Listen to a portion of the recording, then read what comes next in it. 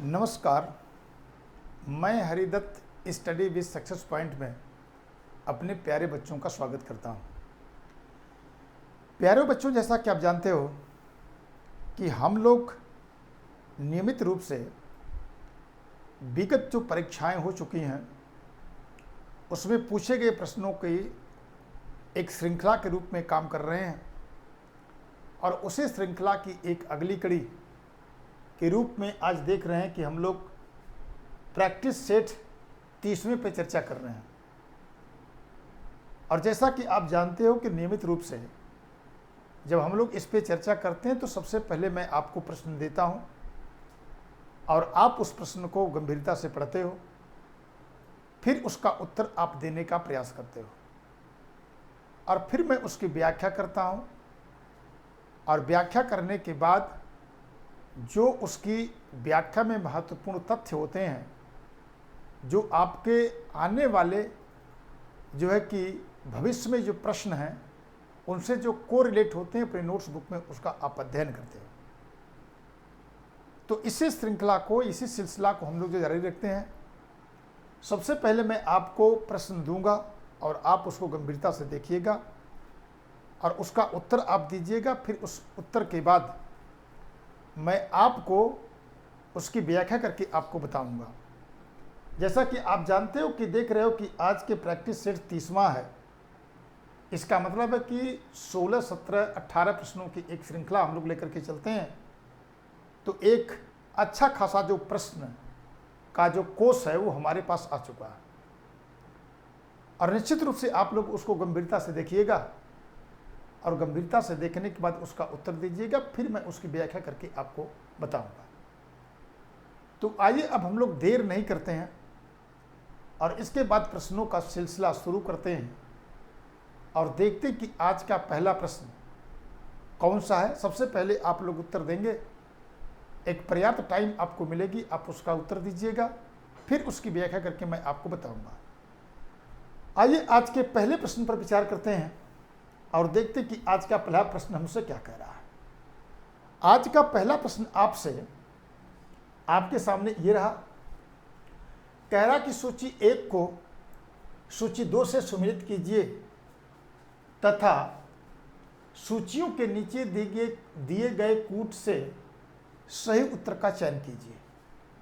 सूची 1 में दिया है नरेश, गोंडोफेरस, कनिष्क, प्रवरसेन प्रथम, समुद्रगुप्त। दूसरी सूची में उसके विरुद्ध अर्थात उपाधि दिया हुआ है। क्या दिया है? दैवपुत्र, देवव्रत, धर्म महाराज और धर्म प्राचीर बंध। तो सबसे पहले आप लोग इसका उत्तर देने की कोशिश करिए और इसको मिलाने की कोशिश करिए कि इसका सही उत्तर क्या है। जब सबका उत्तर एक पर्याप्त समय मैं आपको दूंगा और उस पर्याप्त समय में आप लोग इसका उत्तर देंगे ताकि आपको अपना मूल्यांकन करने का सौभाग्य प्राप्त हो पाए। ऐसा ना हो कि मैं व्याख्या करते चला जाऊं और इसके बाद जो है कि आप अपना मूल्यांकन न कर पाएँ, क्योंकि जब आदमी गलती करता है तो गलती से बहुत कुछ सीखता भी है। और अगर मैं सीधे आप लोगों को उत्तर ऐसे देता चला जाऊंगा तो निश्चित रूप से जो है कि आप उसको सीखने का सौभाग्य प्राप्त नहीं हो पाएगा। तो एक निश्चित समयांतराल तक मैं आपको टाइम दूंगा और आप लोग उसका उत्तर दीजिए और अपने अपनी क्षमता को आंकने की कोशिश करिए और देखिए कि आपका ज्ञान या आपकी तैयारी किस प्रकार की है। तो एक पर्याप्त टाइम आपके पास है और उस पर्याप्त टाइम का आप लाभ उठा करके उसमें उत्तर देने की कोशिश करिए। निश्चित रूप से मुझे लग रहा है कि जो आपके पास टाइम मिलनी चाहिए थी वो पर्याप्त टाइम एक प्रश्न पर मिल चुका है। अब आइए इसकी व्याख्या करके मैं आपको बताता हूँ कि इसका सही उत्तर क्या है। पहली बात, ये प्रश्न लगभग सारे प्रश्न आपको कहीं न कहीं आ चुके हैं। गोंडोफेरस, जैसा कि आप जानते हैं कि पहले वंश का शासक था और इसके बारे में अगर देखा जाए तो इसकी जो उपाधि थी वो देवव्रत की थी। यानी इसका मतलब है ए का 2 कहाँ कहाँ दिया है, 2 में उत्तर दिया है, ए में दिया है और इसके बाद डी में दिया है। फिर कनिष्क के बारे में अगर देखा जाए तो जब मैं आपको कुषाण वंश की चर्चा करूंगा तो देवपुत्र शहनशाही, इनकी उपाधि, इनकी विरुद्ध की चर्चा मैं आपको करके बताऊंगा। इसका मतलब है कि बी का जो उत्तर होगा वो 1 होगा। इसका मतलब है कि आप देख रहे हैं कि यहाँ पर 1 दिया है, यहाँ पर 3 दिया है, तो जिन लोगों ने उत्तर अपना ए दिया होगा उनका जो उत्तर है सही है। और इसके बाद प्रवरसेन की बात करें तो मैं इसके बारे में चर्चा आपको विस्तार से पिछली क्लास में कर चुका हूँ और आपको बताया था कि ये वाकाटक राजवंश का शासक था और उसमें आप देखेंगे इसने धर्म महाराज की उपाधि को धारण किया था। और इसमें व्याख्या करते मैंने आपको बताया था कि 4 अश्वमेध यज्ञ इसने किया था, अश्वमेध यज्ञ किया था। उसी प्रकार से आप देखेंगे वाजपेय यज्ञ को करके वाजपेय यज्ञ भी इसने किया था।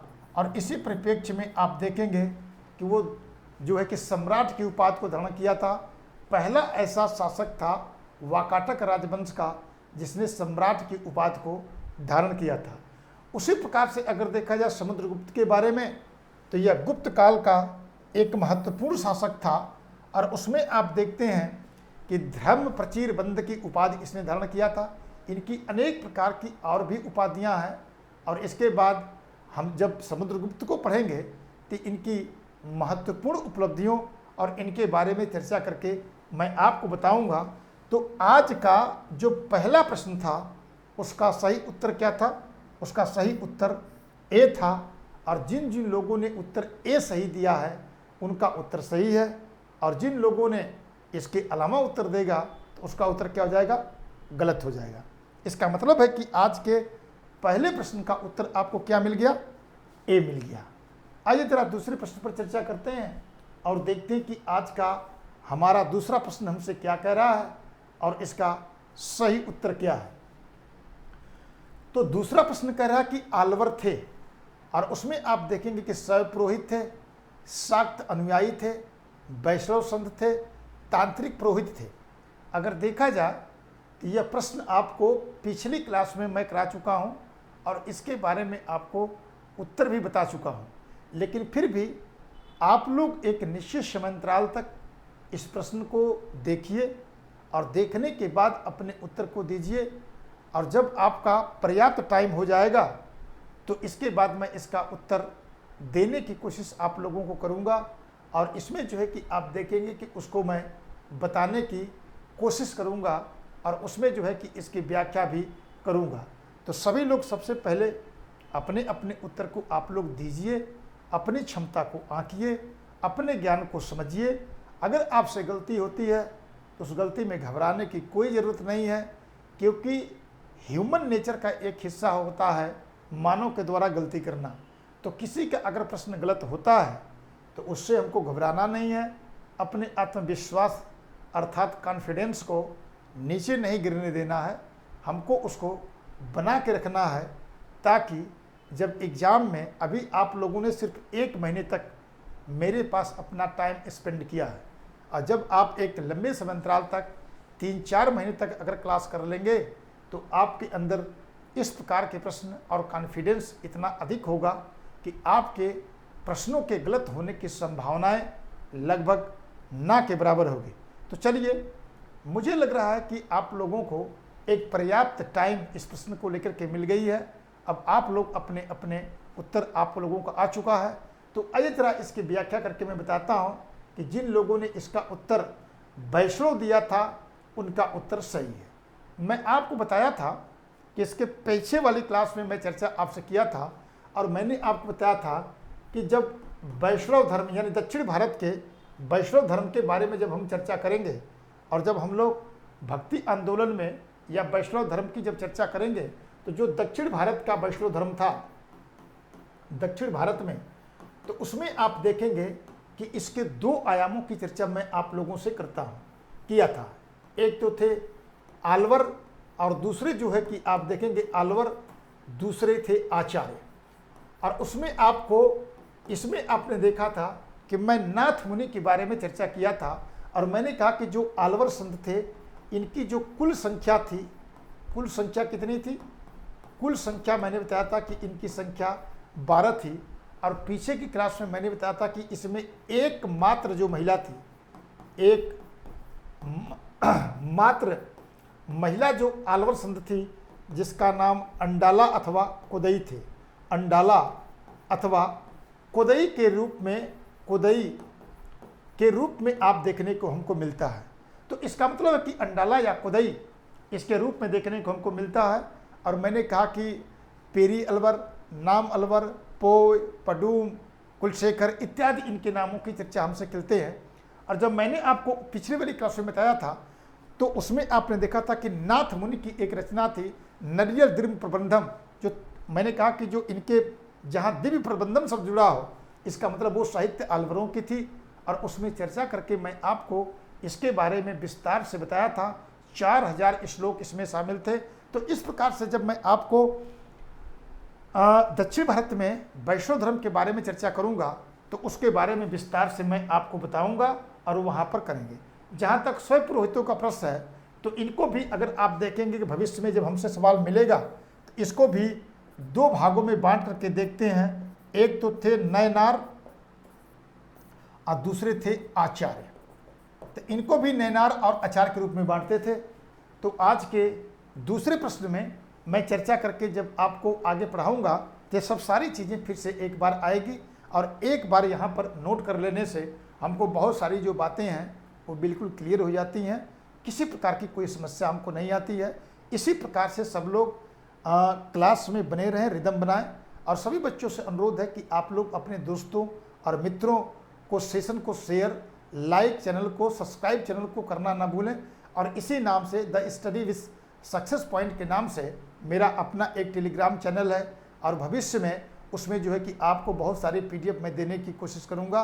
तो सभी लोग उस टेलीग्राम चैनल को भी शामिल हों और इसके बाद अपने योगदान को देने की कोशिश करें। आइए ज़रा आगे चलते हैं और आज के तीसरे प्रश्न पर विचार करते हैं और देखते हैं कि आज का तीसरा प्रश्न हमसे क्या कह रहा है और उसका सही उत्तर क्या है। कह रहा है, तीसरा प्रश्न हमारा कह रहा है कि शिक्षा के प्रसिद्ध केंद्र सोमपुर महाविहार की स्थापना किसने की थी? पहला कह रहा कि देवपाल, दूसरा कह रहा कि बी कह रहा धर्मपाल, सी कह रहा कि हर्ष और डी कह रहा है विजय सेन। यानी आपको बताना है कि जो प्रसिद्ध शिक्षा केंद्र था सोमपुरी महाविहार, जहाँ शिक्षालय के प्रमुख केंद्र के रूप में था, उसकी स्थापना किसने किया था? तो इसमें से आप देख रहे हैं कि 4 शासकों के नाम की चर्चा की गई है। तो आप लोग इस विश्वविद्यालय या इस शिक्षा केंद्र के बारे में आप लोग बताने की कोशिश करिए। आप लोगों का उत्तर आ जाएगा तो फिर इसके बाद इस सोमपुरी महाविहार या सोमपुरी शिक्षा या सोमपुरी विश्वविद्यालय के बारे में चर्चा करके मैं आपको बताऊंगा कि इसका जो है कि सही उत्तर क्या था। तो सभी बच्चों से अनुरोध है कि सबसे पहले आप लोग इस जो है कि महाविहार के बारे में या इस शिक्षा केंद्र के बारे में अपने ज्ञान को समझने की कोशिश करिए और इसके बाद मैं इसकी व्याख्या करके आपको बताने की कोशिश करूंगा कि इसकी स्थापना किसने किया था और इसमें नई चीज़ें क्या आपको जोड़ना है कि जब भी कभी भी सवाल आपसे ऐसा आए तो वो प्रश्न आपका गलत ना हो या उससे संबंधित कोई सवाल आए तो वो प्रश्न भी करने की क्षमता आपके पास होनी चाहिए। मुझे ऐसा लग रहा है कि अब आप लोगों के पास इतना पर्याप्त टाइम मिल चुका है कि आप लोग इसके बारे में जो भी आपको उत्तर देना था आप लोगों ने इसका उत्तर दे दिया। और इसके बाद जो है कि अब मैं इस प्रश्न की व्याख्या करना चाहता हूं ताकि आप अपने उत्तर से इसको मिला पाएँ और ये जान पाएँ कि इसका सही उत्तर क्या है। जब मैं आपको पाल वंश पढ़ाऊंगा तो पाल वंश को पढ़ाते समय आपको पाल की जब चर्चा कर रहा हूं तो उसमें त्रिपक्षी संघर्ष भी एक महत्वपूर्ण भूमिका थी।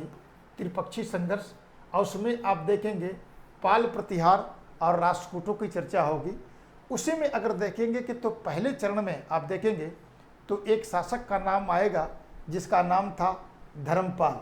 यानी धर्मपाल न केवल एक योद्धा था बल्कि शिक्षा के संदर्भ में और बौद्ध धर्म के संदर्भ में एक ने महत्वपूर्ण कार्य किया था। और उसका इस पाल राजवंश के बारे में अगर हम लोग देखें तो उसमें एक महत्वपूर्ण स्थान उसका मिलता है। तो सोमपुर महाविद्यालय की स्थापना धर्मपाल ने की थी। लेकिन आपको बता दूं कि इसने 2 विद्यालयों शिक्षा केंद्रों की स्थापना किया था। एक तो आप देखेंगे कि पहला है वो है विक्रमशिला विश्वविद्यालय, विक्रमशिला विश्वविद्यालय। और इसमें आप देखेंगे कि इसकी स्थापना अगर आप देखेंगे तो इसका भागलपुर, अगर देखेंगे भागलपुर बिहार का जो क्षेत्र है वहाँ पर अगर आप देखेंगे तो कभी कभी आपको एग्जैक्ट लोकेशन आपसे पूछ लेते हैं कि कहाँ पर इस विश्वविद्यालय की स्थापना हुई थी। तो आप कहेंगे कि भागलपुर में अंतिचक में हुई थी। अंतिचक में इस जो है कि महाविहार या इस शिक्षा केंद्र की स्थापना हुई थी। कभी कभी सवाल आपसे ऐसे भी पूछते हैं कि जो विक्रमशिला विश्वविद्यालय था जो कि भागलपुर के अंतिचक में था, तो इससे कौन, मतलब बौद्ध धर्म की किस शाखा से इसमें शिक्षा दी जाती थी। तो आप कहेंगे इसमें जो है कि महायान से संबंधित, जो बौद्ध धर्म की महायान शाखा थी उस शाखा से संबंधित अगर आप देखेंगे तो उससे शिक्षा दी जाती थी। जहाँ तक दूसरी जो है कि सोमपुर महाविहार की बात है, सोमपुर महाविद्यालय की बात है, सोमपुर को, तो उसके बारे में अगर देखा जाए तो निश्चित रूप से कभी कभी क्या करते हैं कि इनके भी स्थान को आपसे पूछते हैं। तो जैसे आपने देखा कि वो भागलपुर के अंतिचक में है, तो उसी प्रकार से आप कहेंगे कि ये पहाड़पुर में था, पहाड़पुर में इसकी स्थापना की गई थी। अब जैसे आपने इसमें पढ़ा कि विक्रमशिला विश्वविद्यालय महायान शाखा से संबंधित था, तो आपसे पूछा जाए कि यहाँ मुख्यतः किस शाखा से संबंधित शिक्षा दी जाती थी, तो आप कहेंगे कि यहाँ पर वज्रयान शाखा की मुख्यतः यहाँ पर शिक्षा दी जाती थी। तो इस प्रकार से कभी और डीप में भी जाकर के आपसे सवाल ये पूछ सकते हैं। तो मैंने इसलिए इसको बताया कि ताकि अगर भविष्य में कभी भी ऐसा सवाल आपसे पूछे जिसमें आपको लगे कि दिक्कत वाली विषय है और डीप में जाकर के पूछ रहे हैं, तो आपके पास बढ़िया से आपका इसका उत्तर होना चाहिए ताकि किसी प्रकार की कोई दिक्कत आपको न आने पाए। तो मुझे लग रहा है कि इतनी व्याख्या से आपको पर्याप्त जो कि ज्ञान मिल गया होगा और इस प्रकार अपने नोट्स बुक में आप लोग इसको नोट कर लिए होंगे ताकि अगर अब सवाल अगर आपसे कोई पूछे तो आपका प्रश्न गलत नहीं होना चाहिए। चलिए आइए अगले प्रश्न की ओर बढ़ते हैं और आज के अगला प्रश्न देखते हैं और देखते हैं कि आज का अगला प्रश्न अर्थात चौथा प्रश्न हमसे क्या कह रहा है और उसका सही उत्तर क्या है। तो आइए जरा इसके बारे में चर्चा करते हैं और देखते हैं कि आज का चौथा प्रश्न आपसे क्या कह रहा है। कह रहा है कि निम्नलिखित मंदिर को कालानुक्रम में व्यवस्थित कीजिए। इनका मतलब ये है कि आपको ये बताने की कोशिश की जा रही है कि आपको क्रम से इसके बारे में चर्चा करनी है और आपको इसके बारे में बताना है कि ये मंदिर जो है कि कब स्थापित हुए थे और इसके बारे में व्याख्या करके आपको बतानी है। निम्नलिखित मंदिर को कालानुक्रम में व्यवस्थित कीजिए। कह रहे हैं कि एरातेश्वर मंदिर, गंगैकोंडचोलपुरम मंदिर, महाबलीपुरम तटीय मंदिर, बैकुंठ पेरुमल मंदिर। तो आपको क्या करना है, आपको इसके बारे में उत्तर बताना है, क्रम से बताना है कि पहले मंदिर कौन हुआ था, फिर मंदिर की स्थापना को हुई थी, फिर तीसरे स्थान पर किसकी हुई थी, चौथे स्थान पर किसकी हुई थी।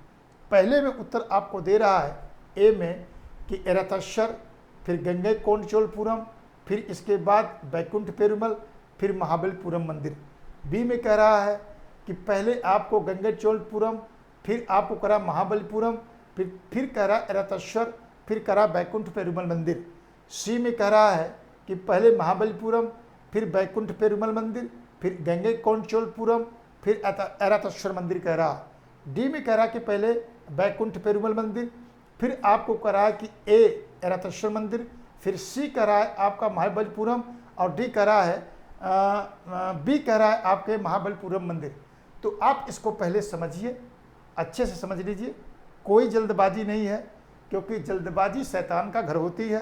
तो इसलिए हम चाहते हैं कि आपको पर्याप्त टाइम मिले, आप अपने ज्ञान के आधार पर उत्तर दीजिए और अपने ज्ञान को परखिए, अपने ज्ञान को समझने की कोशिश करिए और देखिए कि आपकी समझ इतिहास की कितनी गहरी है।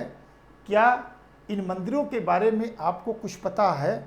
और ये मंदिर सच्चाई में देखा जाए तो इसके पहले मैं इसके बारे में व्याख्या आपको कर चुका हूँ, बता चुका हूँ। इसीलिए बार बार आपसे कहता हूँ कि अगर आप सही से प्रश्न करते रहेंगे तो निश्चित रूप से आपको किसी प्रकार की कोई समस्या कभी नहीं आएगी, क्योंकि प्रश्न वहीं से बनते हैं जहाँ से आप देखते हो कि प्रश्न बन चुके हैं, उसी में से घुमा फिरा करके ये प्रश्न बनाते रहते हैं। कोई नया करने की बहुत गुंजाइश होती नहीं है। इक्का दुक्का जो मेरिट होती है वो मेरिट मुख्यतः आपका जो निर्धारित होती है, जो प्रश्न पूछे गए होते हैं वो गलत नहीं होने चाहिए। अगर प्रश्न आप वहाँ से गलत करते हैं तो आप कंपटीशन से बाहर हो जाते हैं। इसलिए हमको ये भी सावधानी बरतनी है कि किसी भी कंडीशन में हमको जो है कि किसी जल्दबाजी नहीं करना है।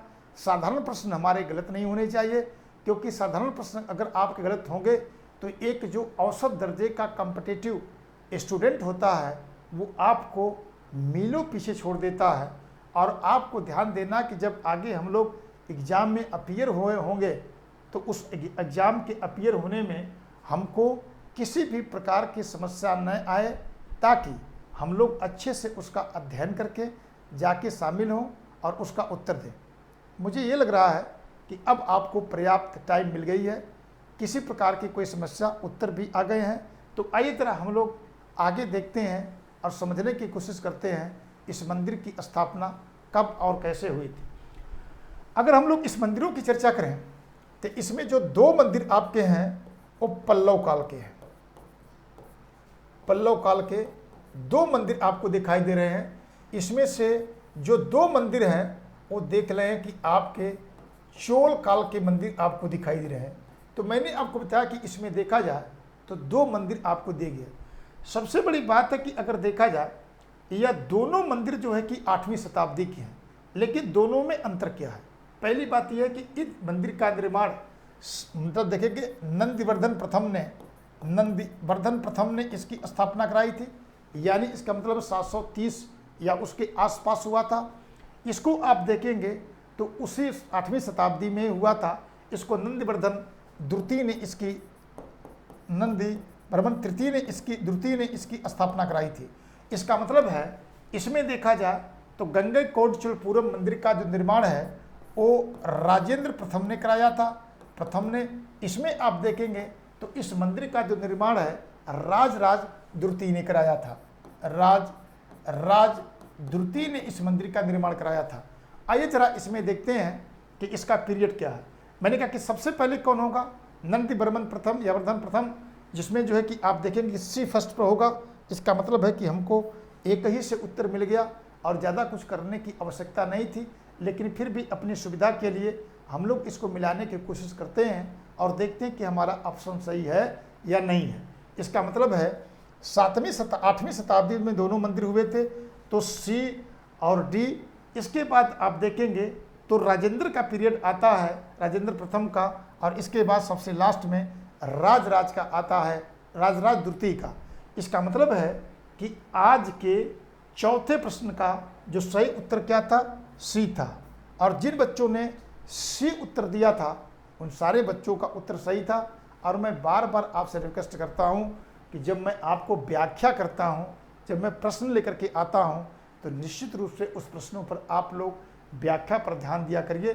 चूँकि सवाल हमेशा आप देखते हैं कि अधिकांशतः क्या होते हैं, रिपीटेड होते हैं, और उसमें जो है कि प्रश्न हमारे गलत ना हो तो शायद हमारा प्री बहुत आसानी से हो जाएगा।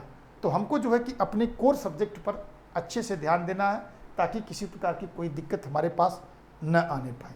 आइए ज़रा आगे चलते हैं और आज के 5वें प्रश्न पर विचार करते हैं और देखते हैं कि आज का 5वां प्रश्न हमसे क्या कह रहा है और उसका सही उत्तर क्या है। तो आइए ज़रा 5वें पर चलते हैं और देखते हैं कि आज का 5वां प्रश्न हमसे क्या कह रहा है और उसका सही उत्तर क्या है। कह रहा है 5वें प्रश्न में, थोड़ा सा इसको मैं बढ़ा लूँ, देखता हूँ। कह रहा कि इस्लाम धर्म को स्वीकार करने वाले कमाल महियार को जब अमरोहा के मुतसर्रिफ के पद से चुना गया और जब उसे सुल्तान के समक्ष प्रस्तुत किया गया, तब सुल्तान की प्रतिक्रिया थी कि जब मैं निचले तबके में पैदा व्यक्ति को देखता हूँ तो मेरे शरीर में प्रत्येक धमनी और नस क्रोध से खींचना शुरू हो जाती है। और सुल्तान चिन्हित करिए, यानी इसका मतलब है ये सल्तनत काल के सुल्तान है।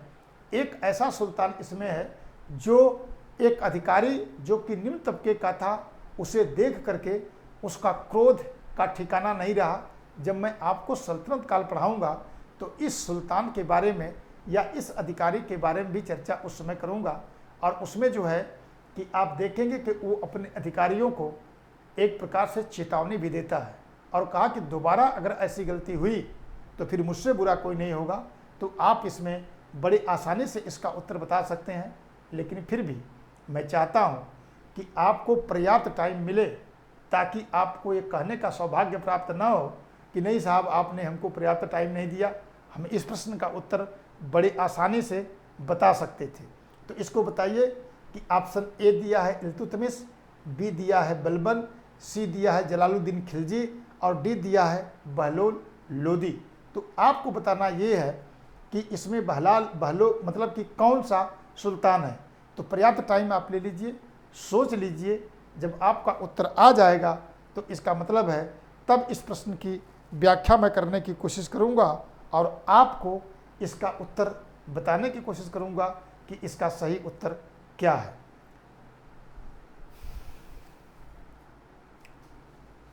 तो मेरा ख्याल है कि जितने भी बच्चों का उत्तर आना चाहिए था, अब वो उत्तर आ गया होगा, क्योंकि इस प्रश्न में कोई दम है नहीं। और अगर आप इसको ईमानदारी से अगर हिस्ट्री थोड़ी भी बहुत जानते होंगे तो ये किस प्रकार का सुल्तान था जिसमें आप एक सहज अनुमान आप लगा सकते हैं। तो निश्चित रूप से जिन लोगों ने इस प्रश्न का उत्तर बी दिया है उनका उत्तर क्या है, बिल्कुल सही है।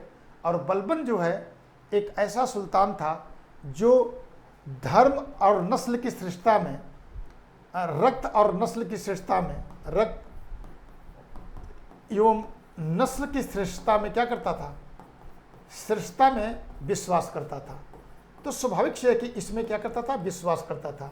और मैंने आपको बताया कि जब इसमें विश्वास करता था तो वो किसी निम्न तबकों के किसी भी अधिकारी को उच्च पदों पर देखना नहीं चाहता था। और इसमें आप देखेंगे बहुत पाखंडी प्रवृत्ति का सुल्तान था और पाखंड और भवकाल के माध्यम से वो क्या करता था कि इसमें आप देखेंगे कि पाखंड और भवकाल के माध्यम से शासन चलाता था, क्योंकि वो जानता था कि सुल्तान के पद की एक गरिमा होती है और उस गरिमा को बहाल करने के लिए जानता था। अभी आप जानेंगे कि इसी परिप्रेक्ष्य में आप देखेंगे कि जो ईरानी परंपराएं हैं उनके ईरानी परंपराओं को लागू करने की कोशिश करता था। नियामत एक खुदाई यानी खुदा का बंदा की चर्चा की घोषणा करता है और इसके बाद आप देखेंगे कि वो अपनी इस प्रकार की उपाधियों को धारण करके आप उसमें आप देखेंगे कि अपने आप के दैवी उत्पत्ति के सिद्धांत को स्वीकार करने की कोशिश करता है। और इस प्रकार से देखा जाए तो वो उच्च वर्ग को लिए पदों के लिए आरक्षित करना चाहता है। और इसी पाखंड में अगर आप देखेंगे जब उसका बेटा जो है कि मोहम्मद मारा जाता है तो उस बात की वर्णनी चर्चा करता है और बताने की कोशिश करता है कि दरबार में चूँकि ये मानता था कि ईश्वर के ऊपर जो कि सुख दुख का कोई असर नहीं होता, उसको फॉलो करने की बनावट के आधार पर फॉलो करने की कोशिश करता था।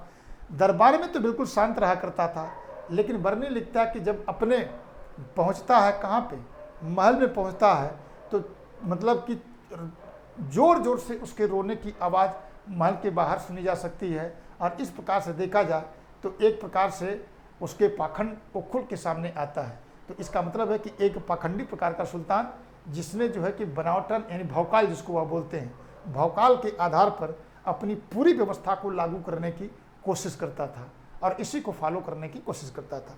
तो मुझे लग रहा है कि आपको यहाँ तक व्याख्या मेरी समझ में आ गई होगी। चूँकि और व्याख्या करूँगा तो मुझे लग रहा है कि टाइम ज़ाया होगा और इस टाइम को बचाते हुए हम लोग आगे की ओर चलते हैं। जो बहुत ज़रूरी है उसी पे हम लोग चर्चा करते हैं। आइए जरा आगे चलते हैं और आज के छठे प्रश्न पर विचार करते हैं और देखते हैं कि आज का छठा प्रश्न हमसे क्या कह रहा है, कह रहा कि किसने कहा था जो कोई भी सराय में आए उसे सरकारी खजाने से उसके पद के हिसाब से भोजन को परोसा जाए तथा उसे टट्टू को अनाज और पानी दिया जाए। यानी इसका मतलब टट्टू का मतलब ये है कि जो उसको साथ जब उसके पास मतलब घोड़े या उस प्रकार की चीज़ें होती थी या जो उसकी सहायता सामान लेकर चलते थे उसको टट्टू कहते थे, तो वो कह रहा कि दिया जाए। इसमें कौन है? मोहम्मद तुगलक, सिकंदर लोदी, शेर शाह सूरी और इसके बाद औरंगजेब। तो जरा इसकी व्याख्या आप इसके प्रश्न को देखिए और इस प्रश्न को देखने के बाद उसका क्या करिए, उत्तर देने की कोशिश करिए और इसको इत्मीनान से पढ़िए, कोई जल्दबाजी नहीं है, आराम से पढ़ करके आप लोग उत्तर दीजिए। फिर इसकी व्याख्या करके मैं आपको बताने की कोशिश करूंगा और इसके बाद देखेंगे कि इसका सही उत्तर क्या है। तो इत्मीनान से आप लोग देखिए और इसका उत्तर दीजिए। फिर इसके बाद इसकी व्याख्या करके मैं आपको बता दूंगा कि इसका सही उत्तर क्या है, यानी मोहम्मद तुगलक है कि सिकंदर लोदी है कि शेर शाह सूरी है कि औरंगजेब है। सभी बच्चों से अनुरोध है कि सेशन को शेयर, लाइक और जो नए बच्चे जुड़ रहे हैं चैनल को सब्सक्राइब करना ना भूलें, क्योंकि यही मेरी पूंजी है और इसी के आधार पर ये संस्था खड़ी है।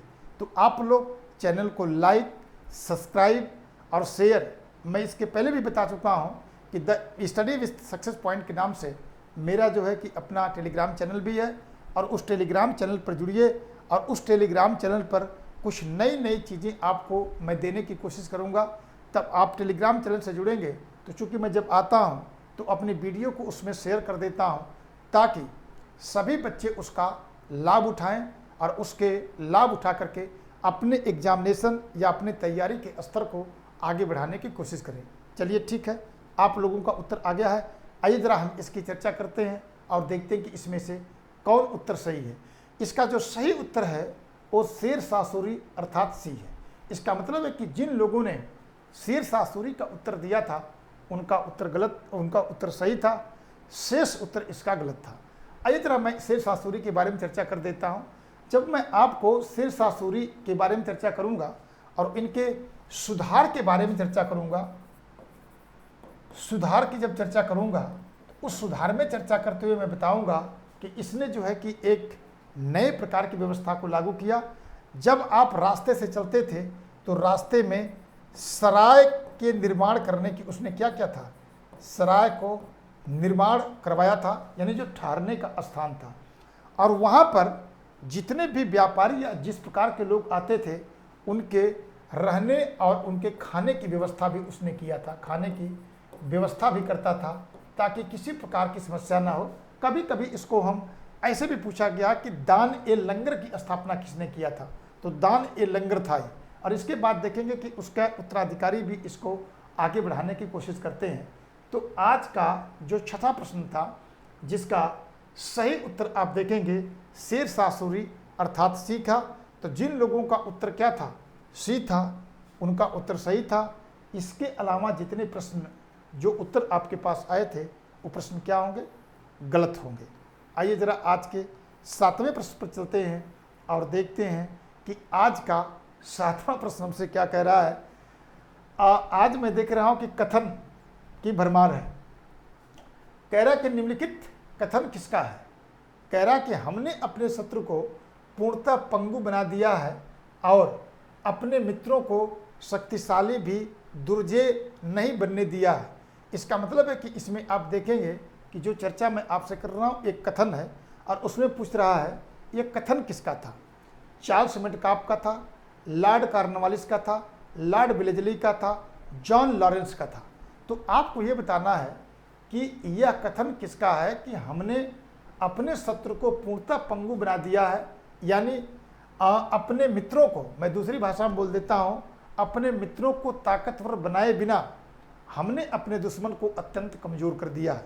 यह कथन किसका है इसके बारे में चर्चा मैं आपको कर चुका हूँ, जो कि इसीलिए मैं बार बार कहता हूँ आपसे कि जब मैं इसकी व्याख्या करता हूँ तो व्याख्या से सावधानीपूर्वक सुना करिए।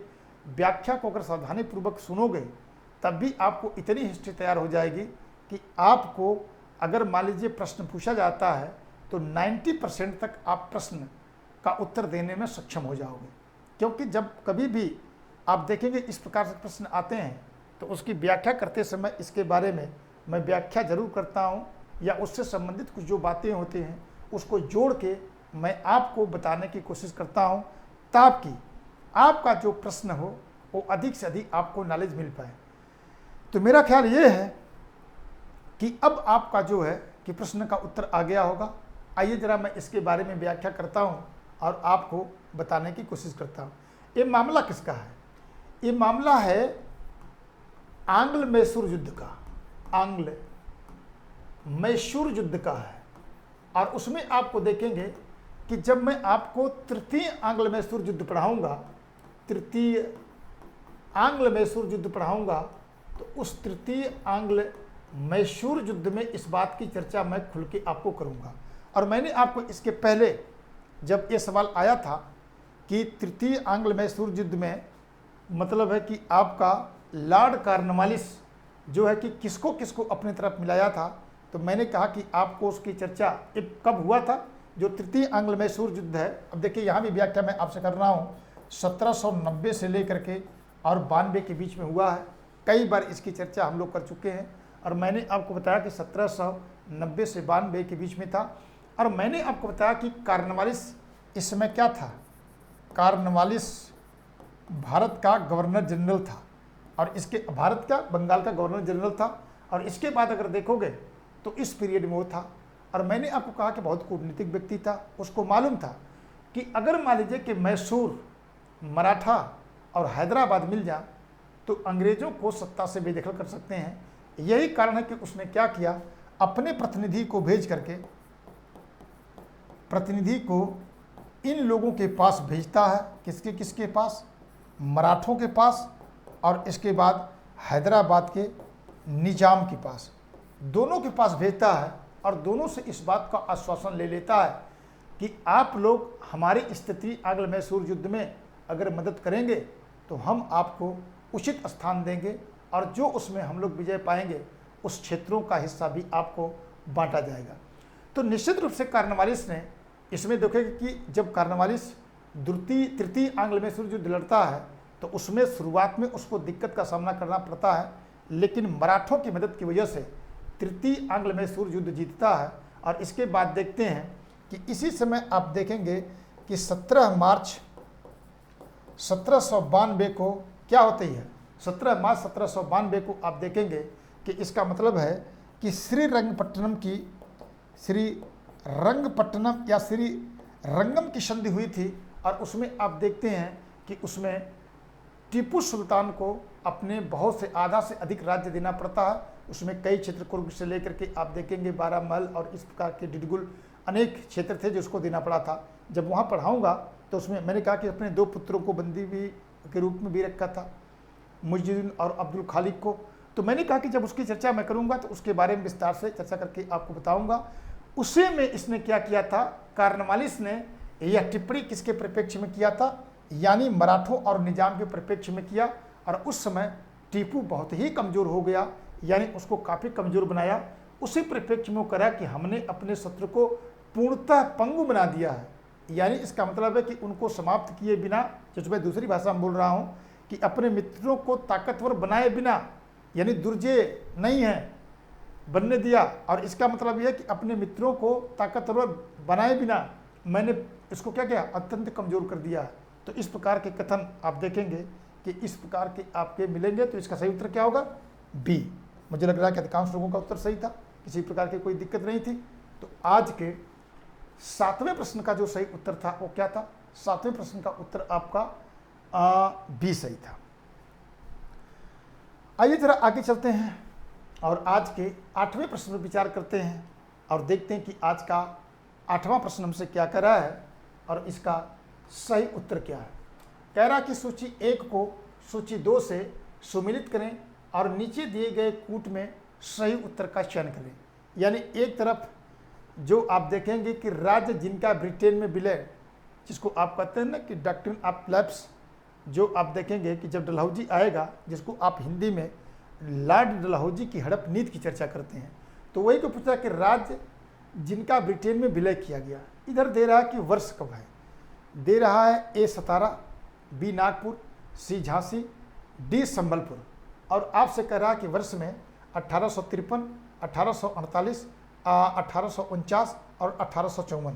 अब आपको पूछ रहा है कौन सा क्रम कैसे कैसे सही है, यानी 4, 2, 1, 3, यानी सबसे पहले आप देखेंगे कि जो संबलपुर का विलय किया गया तो ऐसे मिलाने की कह रहा है, फिर कह रहा है कि 2, 1, 4, 3, फिर इसके बाद कह रहा है कि इसका मतलब है कि 1, 2, 3, 4, फिर कह रहा है आपका 2, 3, 4, 1, यानी आपको बताना है कि ज़रा सा इसका पीरियड देख करके आपको बताना है कि मतलब है कि 57 में और इसके बाद नागपुर 48 में, ऐसे आपको मिला करके बताना है।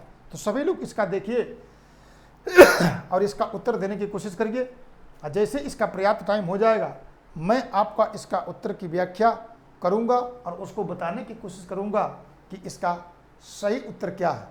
तो सभी लोग ध्यान से देखें, किसी प्रकार की जल्दबाजी न करें, क्योंकि अगर आप जल्दबाजी करेंगे तो उत्तर के आपके गलत होने की संभावनाएं बहुत हैं।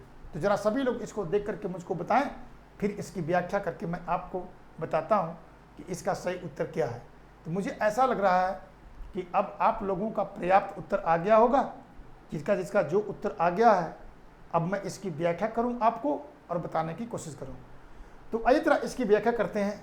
तो पहले अगर आप देखोगे तो सबसे पहले इसको मिलाया गया था, जो है कि आप देखेंगे कि सतारा का 1848 में इसका विलय किया गया था।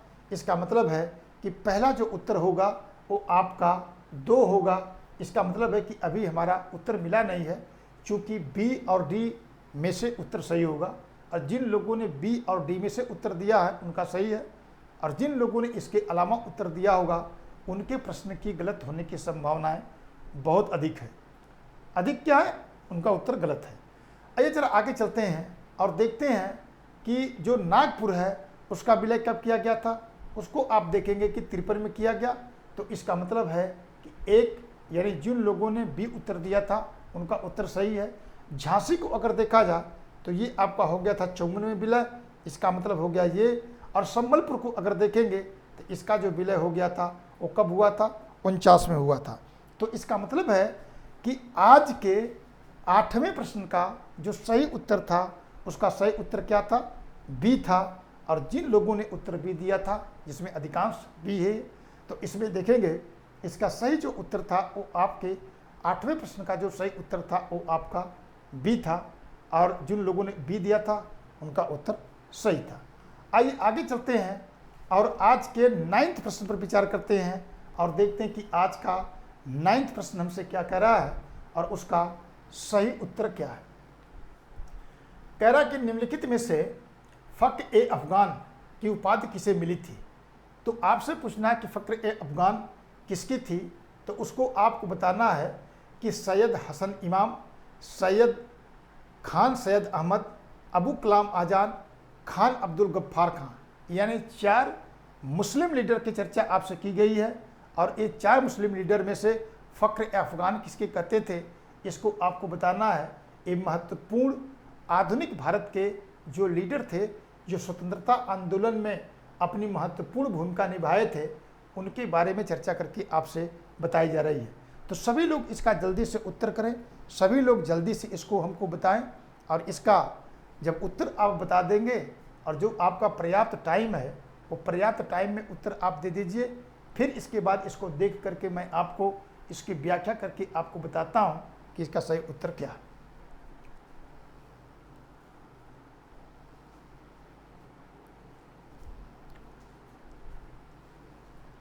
सभी लोग उत्तर बताएं, सभी लोग उत्तर बताएं, सभी लोग उत्तर बताते चलिए।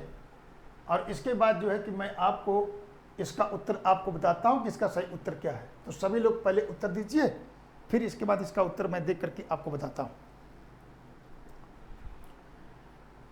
तो मेरा ख्याल है कि जो भी पर्याप्त टाइम आपको मिलनी चाहिए वो पर्याप्त टाइम आपको मिल चुकी है। अब उसमें जो है कि आपको अब एक्स्ट्रा टाइम मिलने की गुंजाइश नहीं है। जो मिनिमम टाइम जो मैक्सिमम टाइम आपको मिलनी चाहिए वो मैक्सिमम टाइम आपको मिल चुकी है एक प्रश्न के लिए। आइए मैं इसकी व्याख्या करता हूँ और इसमें आपको उत्तर बताता हूँ कि इसका सही उत्तर क्या है। इसका सही उत्तर है खान अब्दुल गफ्फार खान। जैसा कि आप देखेंगे कि जो उत्तरी पश्चिमी सीमा प्रांत थे, खान अब्दुल गफ्फार खान, इनको हम शेर अफगान के नाम से भी जानते हैं। और आप जानते हैं कि उत्तरी पश्चिमी सीमा प्रांत जो था उसके एक प्रमुख लीडर के रूप में थे। और उसमें आप देखेंगे कि कई ऐसे नेता, कई ऐसे मुकाम थे जिस पे इन्होंने भारतीय राष्ट्रीय आंदोलन में अपनी महत्वपूर्ण भूमिका निभाई थी। और खान अब्दुल गफ्फार खान जो थे उन्हें सीमांत गांधी के नाम से भी जानते थे। इनके क्या जानते थे? सीमांत गांधी के नाम से जानते थे। खुदाई खिदमतगार नामक एक संस्था थी और लाल कुर्ती आंदोलन जो था इन्हीं के नेतृत्व में चलाया गया था। जब हम लोग सविनय अवज्ञा आंदोलन की जब चर्चा करेंगे तो वहाँ पर फिर से एक बार खान अब्दुल गफ्फार खान साहब आएंगे और वहाँ पर इनके बारे में चर्चा करके मैं आपको बताऊंगा। और उनके बारे में एक जो है कि महत्वपूर्ण लीडर के रूप में थे।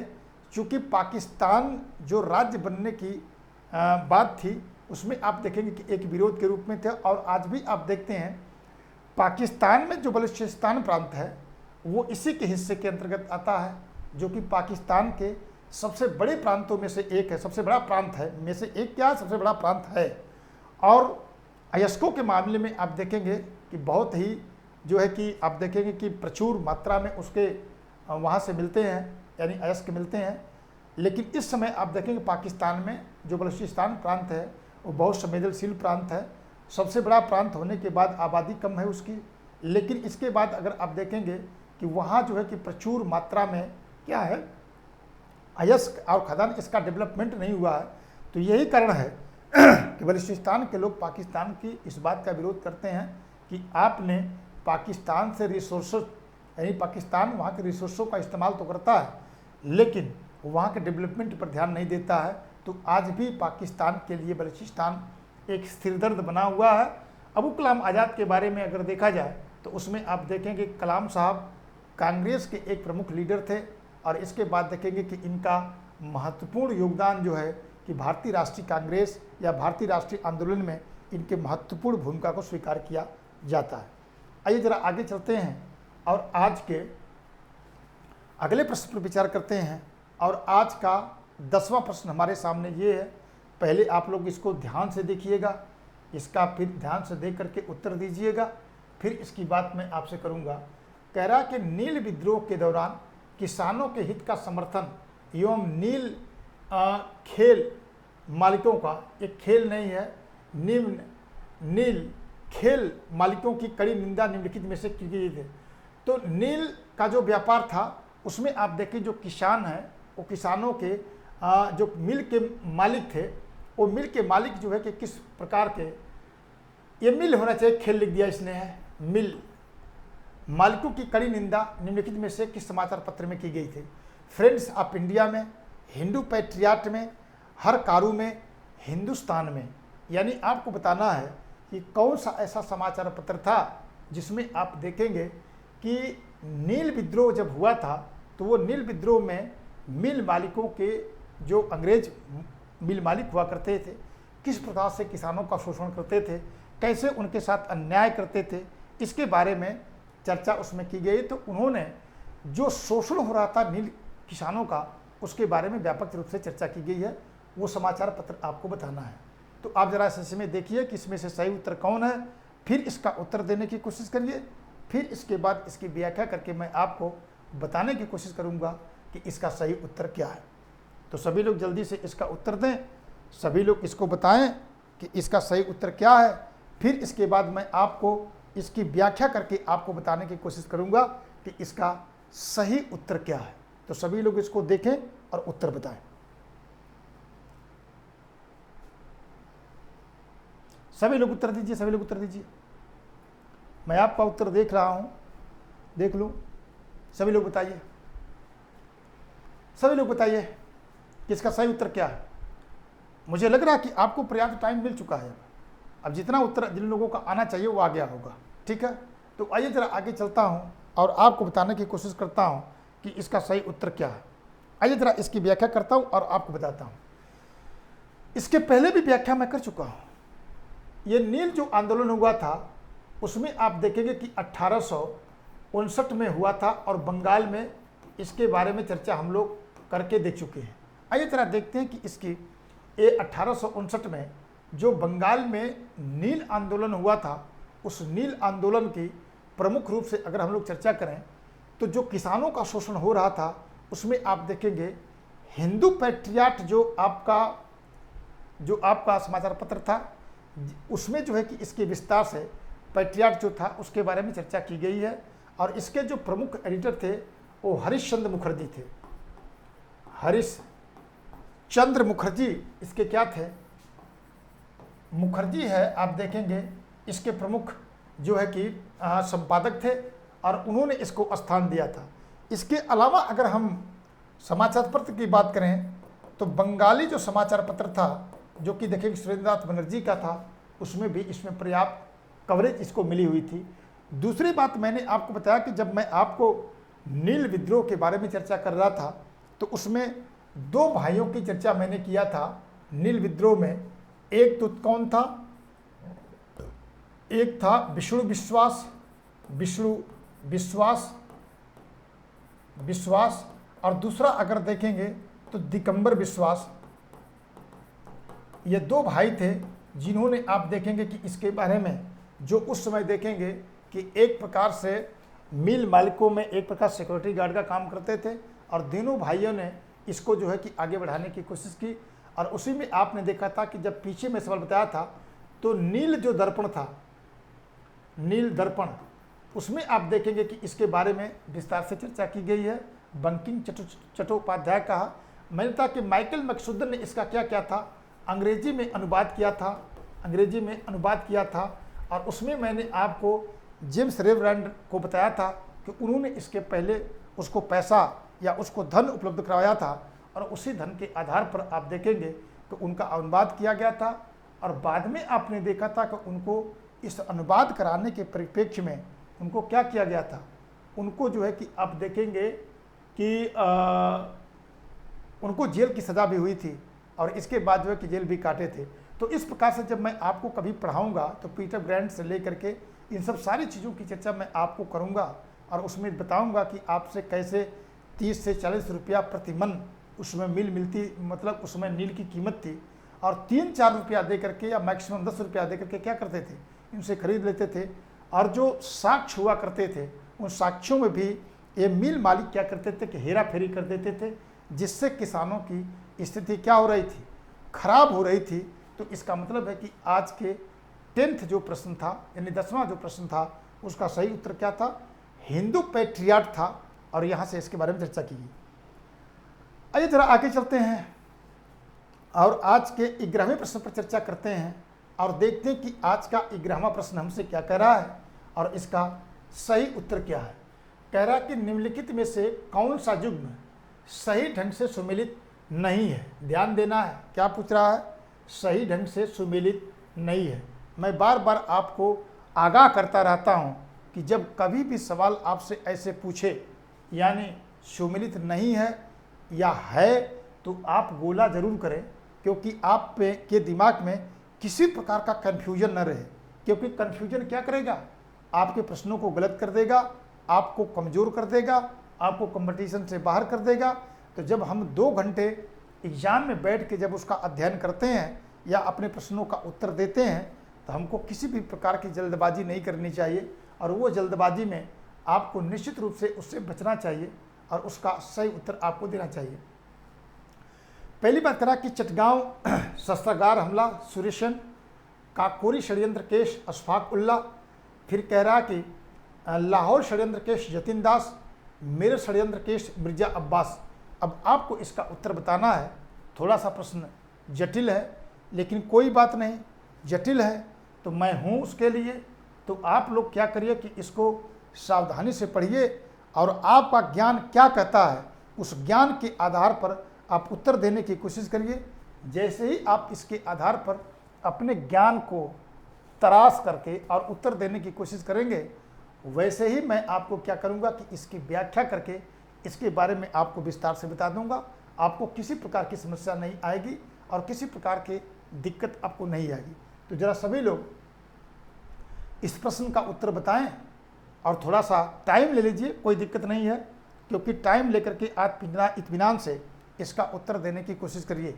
फिर इसके बाद इसकी व्याख्या करके मैं आपको बता देता हूं कि इसका सही उत्तर क्या है। चलिए सभी लोग उत्तर दीजिए ताकि पर्याप्त आपके पास टाइम मिले, किसी प्रकार की आपको दिक्कत ना हो, आप सही से इसका उत्तर दीजिए।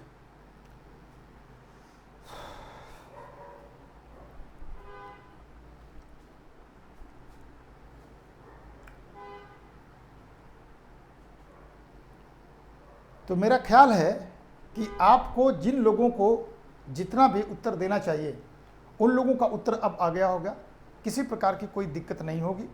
यानी जिसका जो उत्तर आया होगा उसको हम अभी मूल्यांकन कर लेते हैं और देखते हैं कि इसमें क्या सही बात है, क्या इसमें गलत है। थोड़ी सी मैं इसकी व्याख्या कर दूं। जो चटगांव शस्त्रागार हमला था ये निश्चित रूप से मिस्टर सूर्यसेन का था। पूछा कि कौन सही नहीं है, तो ये सही था। आप देखेंगे कि 18 अप्रैल 1930 को 18 अप्रैल 1930 को चटगांव पर मिस्टर सूर्यसेन, या इन्हीं को हम मास्टर दा के नाम से जानते हैं। किस नाम से जानते हैं? मास्टर दा के नाम से जानते हैं।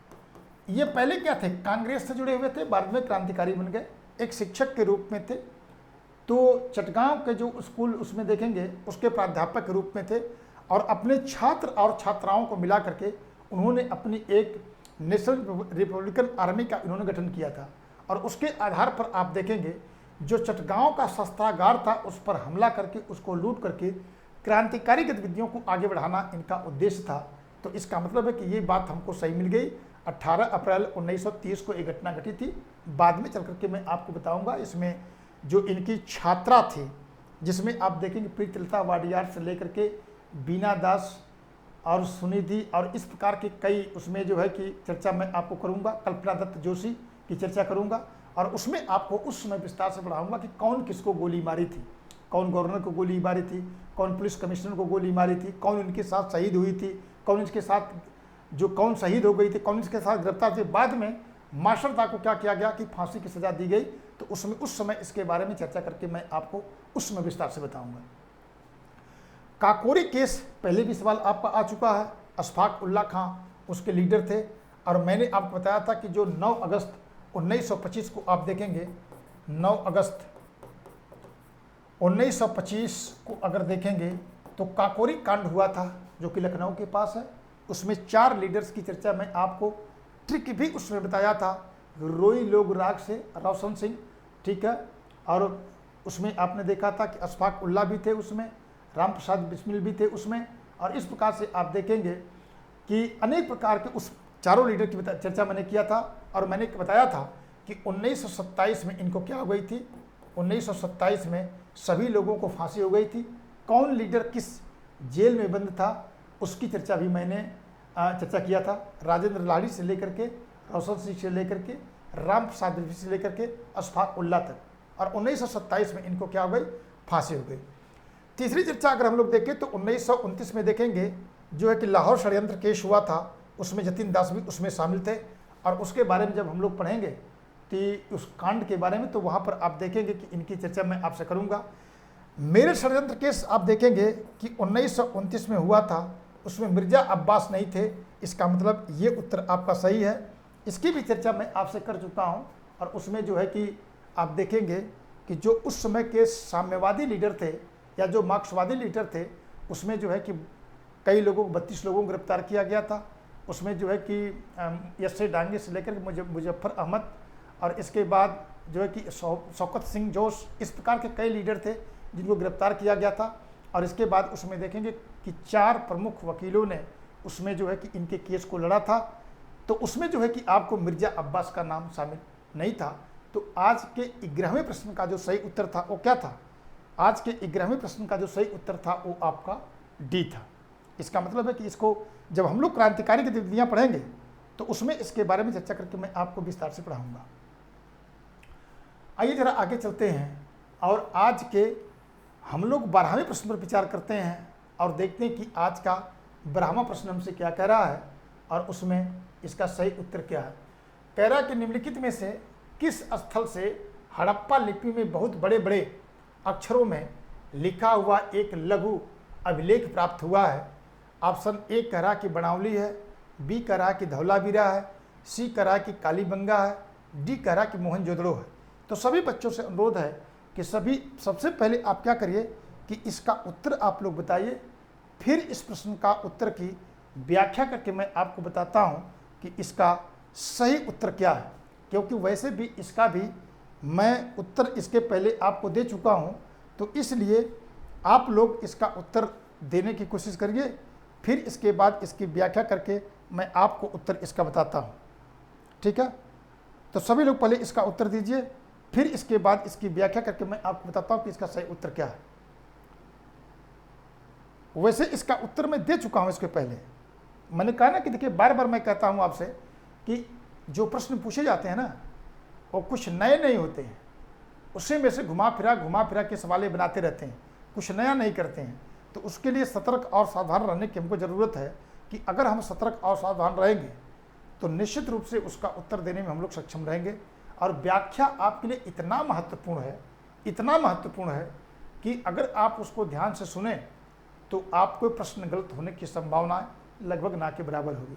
मुझे लग रहा है कि अब आपको पर्याप्त उत्तर आपका आ चुका है और उस उत्तर के बाद मैं आपको व्याख्या करके आपको बताता हूं कि इसका सही उत्तर क्या है। कह रहा है कि निम्नलिखित में से किस हड़प्पा स्थल में लिपि में बहुत बड़े अक्षरों में लिखा हुआ एक लघु अभिलेख प्राप्त हुआ है। मैंने जब आपको इसके पहले आप ध्यान दीजिए कि जब आपको बताया था कि एकमात्र ऐसा स्थल जो 3 खंडों में बटा हुआ था जिसमें आप लोगों ने बिल्कुल गलती की थी, उसमें मैंने कहा कि जो ऊपरी नगर, मध्य नगर और निचला नगर, तो मैंने आपको 3 की चर्चा किया था। उसी समय आपको व्याख्या करते बताया था कि धौलावीरा एक ऐसा स्थल था जो हड़प्पा सभ्यता का एकमात्र ऐसा स्थल है जो 3 खंडों में बटा हुआ है, ऊपरी, मध्य और निचला। तो उसका मतलब आपको वहां से आपको उत्तर ये मिल गया।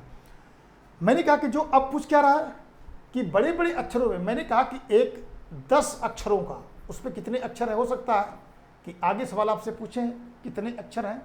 पॉलिश हुआ एक पत्थर है और उस पर आप देखेंगे कि 10 अक्षरों में लिखा है।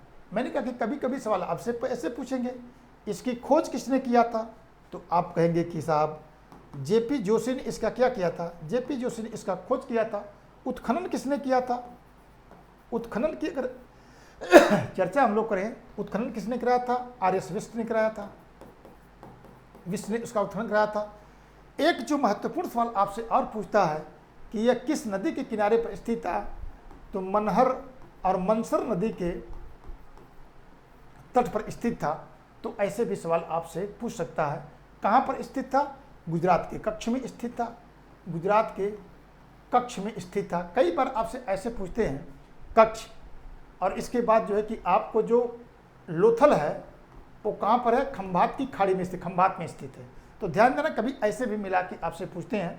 तो अगर आपको ऐसे प्रश्न पूछें तो आप इनके बारीकियों से बिल्कुल क्या करिए, सावधान रहिए, ताकि आपको किसी प्रकार के स्थिति में ये आपको बेवकूफ़ या फंसा न पाए, इस पर हमको ध्यान देना है। आइए जरा आगे चलते हैं और आज के 13वें प्रश्न पर विचार करते हैं और देखते हैं कि आज का 13वां प्रश्न हमसे क्या कह रहा है और इसका सही उत्तर क्या है। आइए जरा इसको देख लेते हैं। कह रहा कि निम्नलिखित युग्मों में से कौन सा युग्म सुमेलित नहीं है। ध्यान देना है आपको।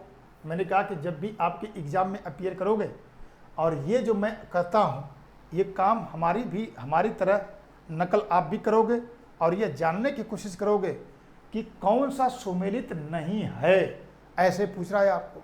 तो सावधानी बरतनी है, प्रश्न गलत नहीं होने चाहिए, हाँ या ना का दिक्कत ना होना चाहिए कि साहब फिर ये ना कहना कि साहब जो है कि मैं हाँ या ना में समझ नहीं पाया था, ये गलती मुझसे हो गई। तो कह रहा कि सूची 1 में महाजनपद दिया है, सूची 2 में जो है कि आपको राजधानी दिया है, पांचाल, मथुरा, मत्स्य, वैराट, कौशल, श्रावस्ती, मगध, गिरिव्रज। तो आपको बताना है 16 महाजनपदों में इसमें चर्चा करके आपको बताना है कि 16 महाजनपदों में से कौन राज्य की राजधानी नहीं थी। मैं आपको ये बता दूं कि इसमें से 3 सही है और एक इसका उत्तर गलत है, और उसी उत्तर के गलत को आपको पकड़ना है और आपको बताना कि इसका सही उत्तर क्या है। तो सभी लोग पहले देखिए इत्मीनान से, फिर इसके बाद उसका उत्तर मुझे बताइए, और एक पर्याप्त टाइम आप लोग मुझसे लीजिए, और एक पर्याप्त टाइम के बाद आप इसका उत्तर मुझे बताइए, ताकि आपको ऐसा लगे कि हमको एक प्रश्न को पढ़ने और उसका उत्तर देने में हमको पर्याप्त टाइम हमको दिया गया है। तो सभी लोग इसका उत्तर देने की कोशिश करिए, फिर इसके बाद इसकी व्याख्या करके मैं आपको बताता हूँ कि इसका सही उत्तर क्या है। ठीक है, तो सभी लोग इसका उत्तर देने की कोशिश करिए, सभी लोग बताइए कि इसका उत्तर क्या सही है। ठीक है, तो सभी लोग इसका उत्तर दीजिए, सभी लोग। मुझे लग रहा है कि सबका उत्तर आ गया है। वैसे इस प्रश्न में कोई विशेष दम है नहीं। कह रहे कि महाजनपदों में अगर आप देखोगे तो ये दे रहे हैं पांचाल और इसमें दे रहे हैं मथुरा, तो इसका मतलब है कि यही क्या है, गलत है। अगर हम 16 महाजनपदों में देखें तो मथुरा किसकी राजधानी थी, शूरसेन की थी। शूरसेन की राजधानी क्या थी, मथुरा थी। पांचाल की 2 राजधानियां थी, एक जो है कि अहिछत्र थी और दूसरी आप देखेंगे तो काम्पिल्य थी। काम्पिल्य इसकी दूसरी राजधानी थी। इसके बाद मत्स्य की विराटनगर, जो वर्तमान में आप देखेंगे जिसको आप जयपुर के नाम से जानते हैं, तो वो कहाँ थी, मत्स्य की विराटनगर थी। कौशल की भी 2 राजधानी थी, एक तो श्रावस्ती थी, दूसरी आप देखेंगे साकेत थी। और चौथी जो मगध आप कर रहे हैं, इसकी राजधानी शुरुआत में कहाँ थी, गिरिव्रज थी, और इसके बाद राजगिरी भी कर सकते हैं, फिर बाद में चलकर पाटलिपुत्र हो गई। तो जब मैं आपको षोडश महाजनपद पढ़ाऊंगा, यानी 16 महाजनपदों की जब मैं चर्चा करूंगा, तो उस समय मैं आपको इसके बारे में विस्तार से चर्चा करके बताऊंगा, और ये बताने की कोशिश करूंगा आपको कि इसमें जो है कि इनकी लोकेशन भी बताऊंगा, इनकी राजधानियाँ बताऊंगा, कितने ऐसे राज्य थे जिसकी 2 राजधानियाँ थी, उत्तरी क्षेत्र की राजधानी कहाँ थी, दक्षिणी क्षेत्र की राजधानी कहाँ थी। तो जब आपको एशियंट इंडिया जब पढ़ाऊंगा, उस एशियंट इंडिया में पढ़ा करके इसके बारे में चर्चा करने की कोशिश मैं आपसे करूंगा। आइए तरह आगे चलते हैं और आज के 14वें प्रश्न को देखते हैं, और देखते हैं कि आज का 14वां प्रश्न हमसे क्या कह रहा है और इसका सही उत्तर क्या है। आइए जरा इसको देखते हैं। कह रहा है कि सूची 1 को सूची 2 के साथ सम्मिलित कीजिए तथा नीचे दिए गए कूट के सही उत्तर का चयन कीजिए। कह रहा सूची 1 में दर्शन दे रहा है, सूची 2 में समर्थक दे रहा है। यानी इसका मतलब है कि जो खट दर्शन हमारे थे, यानी जो 6 महान दर्शन थे, उन्हीं में से आपसे ये पूछ रहा है। कह रहा योग कपिल का था, मीमांसा पतंजलि का था, सांख्य कुमारिल का था और वैशेषिक कणाद का था। तो आपको बताना है कि कौन दर्शन किससे कोरिलेट करता है, उसको आप उत्तर हमको बताइए, और उसकी व्याख्या हम लोग फिर आगे चल के अभी करेंगे कि इसका क्या सही उत्तर है। ठीक है, तो सभी लोग जरा इसका उत्तर बताइए।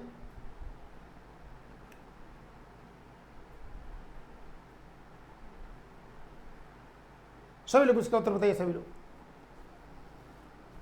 लोग उत्तर बताइए। एक पर्याप्त टाइम आप हमसे ले लीजिए, और पर्याप्त टाइम लेकर के आप इसका उत्तर बताएं, फिर इसके बाद इसकी व्याख्या करके मैं आपको बताऊंगा कि इसका उत्तर क्या सही है। क्योंकि जब आपको पर्याप्त टाइम मिलेगा तो आप ये कह नहीं पाएंगे कि श्रीमान हमको पर्याप्त टाइम नहीं दिया गया, हम तो सारे के सारे उत्तर सही कर सकते थे, किसी प्रकार की कोई दिक्कत हमारे लिए नहीं होगी। तो आप लोग एक पर्याप्त टाइम लेकर के और उसके उत्तर को आप बताने की कोशिश करिए, और फिर इसकी व्याख्या करके मैं आपको बता दूंगा कि इस प्रश्न का उत्तर क्या सही है।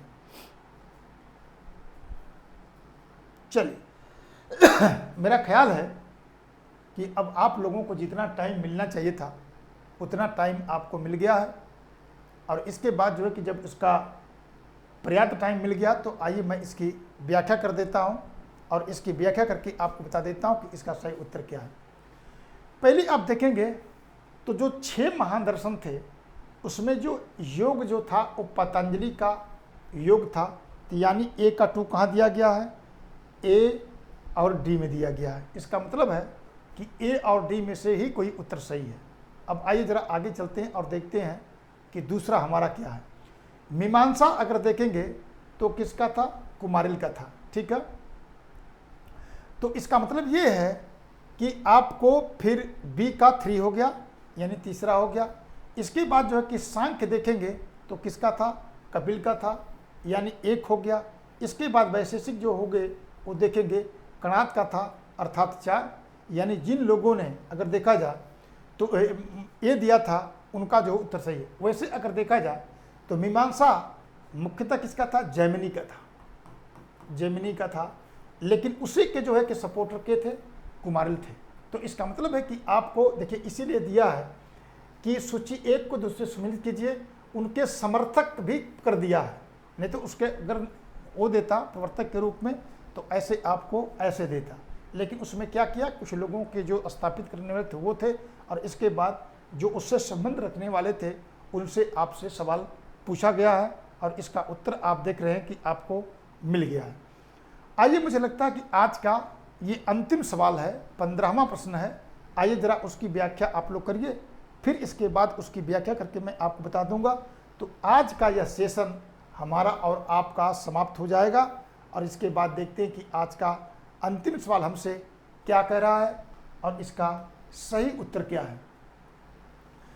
कह रहा कि निम्नलिखित में से कौन सा विभाग कंटक शोधक से संबंधित था। कह रहा कि कराधान था, उद्योग था, पथकर था, न्यायपालिका थी। तो जरा सभी लोग इसका उत्तर बताने की कोशिश करिए कि निम्नलिखित में से कौन सा विभाग कंटक शोधक से संबंध रखता है। तो सभी लोग इसका उत्तर बताइए, सभी लोग इसका उत्तर बता करके, और आज का ये अंतिम सवाल है, ठीक है।